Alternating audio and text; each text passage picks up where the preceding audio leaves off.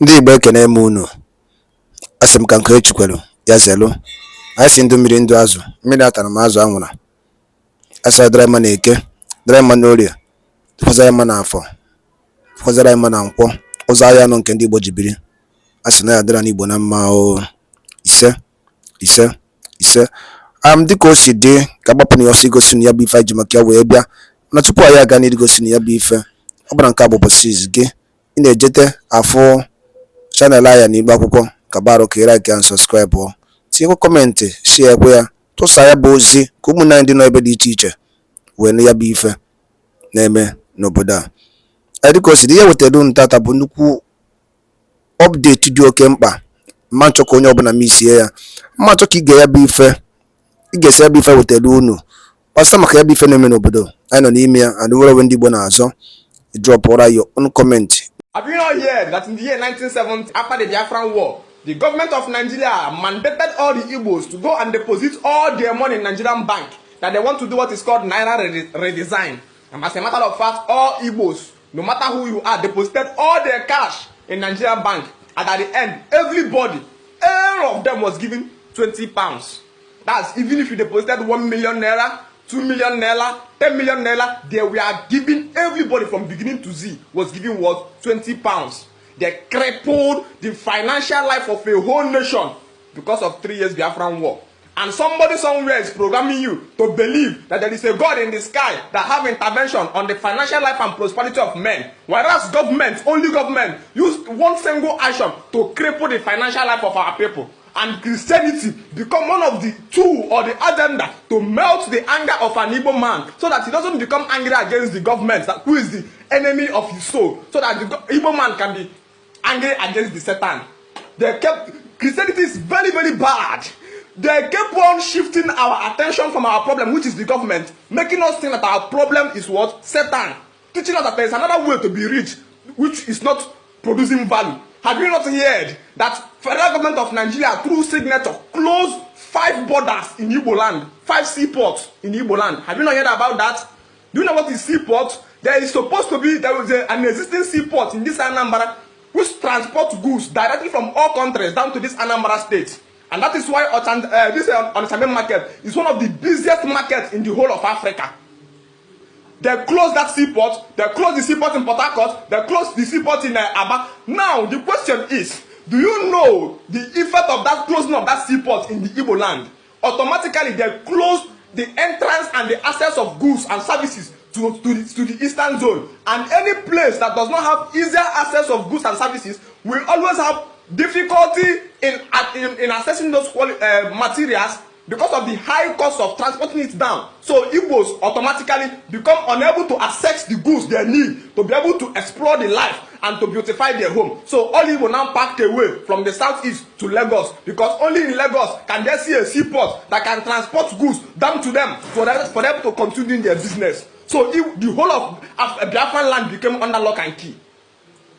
And somebody somewhere is programming you to believe that Satan is your problem. At this point, if you are watching me and you still believe that your problem is Satan, or your problem will be solved with Psalm 23 verse 1, take it from me, my brother. And I'm going from the depth of my heart. That federal government of Nigeria closed borders, closed seaport, 5 seaports in southern east. That, do you know that existing seaport will employ over 500 to 1,000 people? Go to Lagos seaport, you will see what I'm talking about. This polo I'm wearing, do you know how much I buy this polo? Go and check the cost price of buying this polo from the seaport direct. So at the end of transporting it, making you middleman, I end up buying one single polo 17,000. And you told me that it is all right, that Jesus love me because you are doing well, you are riding car. And they have closed all the job opportunities that could be available to an Igbo man. So an Igbo man is trusting on God and the Holy Spirit for his own job and opportunity.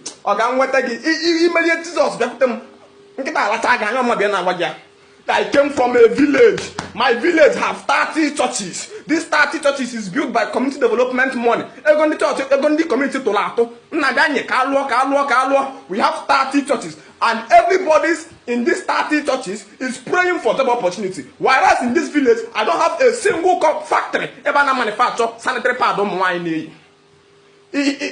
sanitary pad, you go there and kendo China, where China lolo. You go to sanitary pad, if you say I don't need anybody. Father, it's only you that I need. Father, only you that I want in this life. Madam come again, pogi, but sanitary pad, ilungulia, ilungulia, for this madam come again, pogi, ilungulia, ilungulia, bed, ilungulia, madam come again, pogi. All you need to survive is God. Chineke, only that I know. My whole friends failed me. Friends and family turned their backs on me. Lord, you stood by me. You never let me down. Allah told you, man, you use no wa. But mad be elolia. They close all the opportunities, all the places, all the channels and avenue your Igbo brother can begin to use to explore life and to create job opportunities so that they can exist in their town. And Igbos are running away from their own home, and you are happy, jubilating that Jesus Christ loves you. Jesus Christ will make you rich. Which work are you doing that just will make you rich from? Your problem is the federal government of Nigeria. Hello?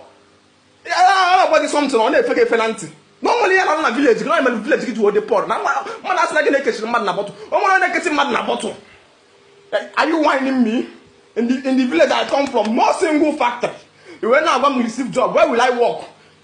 There will not a POS shop. Email POS. Thank you so much. All our Nigerian YouTube is the POS kind name.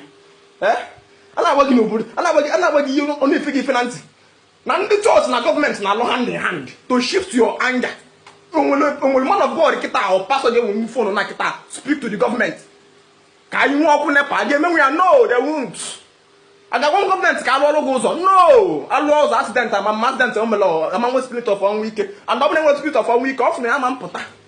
Makana madu ngo diri yourself. Inyi chonya ho making it Thanksgiving na church. Ije kene Chineke maka no inyi onye bego nwulon.